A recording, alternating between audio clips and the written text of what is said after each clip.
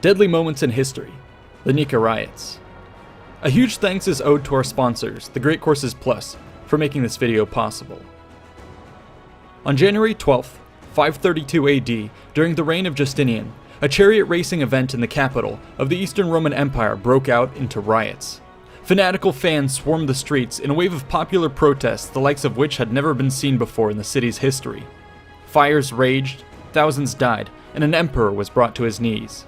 This week of chaos crescendoed in a final deadly moment when the nightmare of Kenny was brought to life within a sports stadium. These were the Nika Riots. History of chariot racing.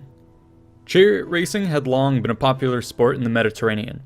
In fact, we have artistic evidence of such races as far back as the Mycenaean period in the 1500s BC.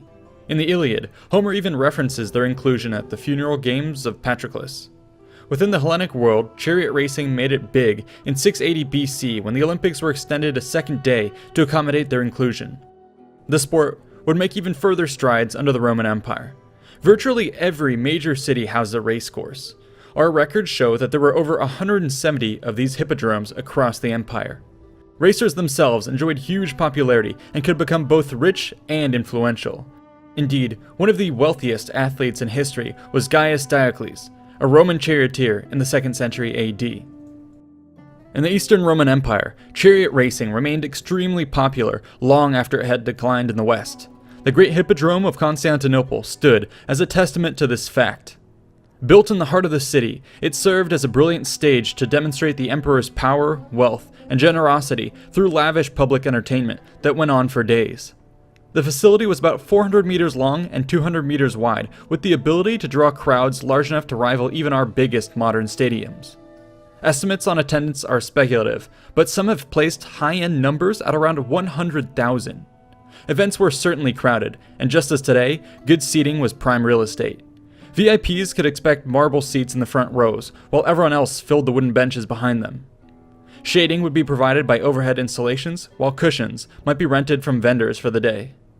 The racetrack itself was an elongated U-shape separated from the crowd by a short wall. The turn on the bottom of the U was wide and sweeping, while the one on the top part of the U was much more abrupt. The central island housed monumental sculptures and prizes of war, including an Egyptian obelisk from the reign of Thutmose III. Even more statues of gods, heroes, and racers lined the racetrack on all sides. The emperor himself looked on as well from a private viewing booth on the eastern side, which could be accessed directly from the royal palace. Racing was a competitive test of skill, bravado, nerve, and luck. Each 7 or 5 lap race would see numerous horse-drawn chariots maneuver to cut each other off, resulting in spectacular and deadly encounters. Rules were few, collisions inevitable, and hideous injuries to man and horse extremely commonplace. Large pileups were certain to occur in one of the 24 events on race day. This no doubt added to the appeal of the sport. Indeed, chariot racing drew not only huge crowds but also fanatical adherents. These rallied around various racing teams. Originally, there were 4 major associations: the Greens, Blues, Whites, and Reds, although by the time of Justinian, only the Greens and Blues remained dominant. Each team was locked in fierce competition. This was exacerbated by the fact that they appear to have been aligned with certain political and socio-economic groups, thus fostering particularly nasty rivalries. Increasingly, blue-green tensions erupted into gang warfare and street attacks. However, this atmosphere of violence was just one of several factors contributing to the volatility on that fateful day in 532. We shall now explore the events leading up to the Nika Riots themselves. A powder keg. At the time, the Emperor Justinian had been in power for just 5 years. His early reign was not universally popular. Among the rich, his wife, the Empress Theodora, was a major friction point. Her lowly origins were not only scandalous, but were made worse by her refusal to play the subordinate role in the politics of imperial management. Such affronts to the upper class were sure to sow the seeds of resentment and disloyalty. Meanwhile, among the working class, the royal couple drew the ire of Green supporters and thus large swaths of the urban mob due to their support of the Blues. Additionally, in the months leading up to the races, Justinian had raised taxes significantly to fund expensive military campaigns. These policies greatly angered both the rich and poor alike. More recently, violence had once again broken out in the streets. The urban prefect arrested a group of rioters, ordering the execution of 7 felons convicted of murder.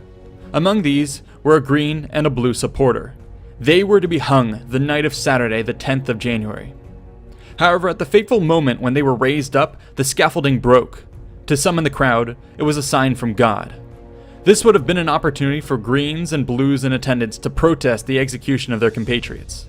Amidst the commotion, monks from the nearby monastery rushed in, grabbed the accused men, and sheltered them in the church of St. Lawrence. The urban prefect dared not inflame the situation further by forcing an entry and instead set a guard around the building. The matter would go to the emperor himself for judgment. Justinian, meanwhile, had been informed of the dilemma and rising tensions. Would he cave to the cries of mercy from the mob? However, to capitulate would show weakness, the last thing a new emperor wanted. It would also ultimately signal that violence was tolerated, a precedent which could quickly get out of hand. Now was his chance to stand up to troublemakers by showing his dedication to law and order, regardless of the team affiliation. To guard against the potential backlash to his announcement and to placate the mob, Justinian declared that chariot races would be held on Tuesday, the 13th of January. What he did not count on, however, was that the greens and blues would finally put aside their differences and face him together in a public showdown. So I hope you appreciated this short form look into Invicta content. Now if you want to see our full length documentaries, you can head on over to the main channel, and either way, I'll see you in the next one.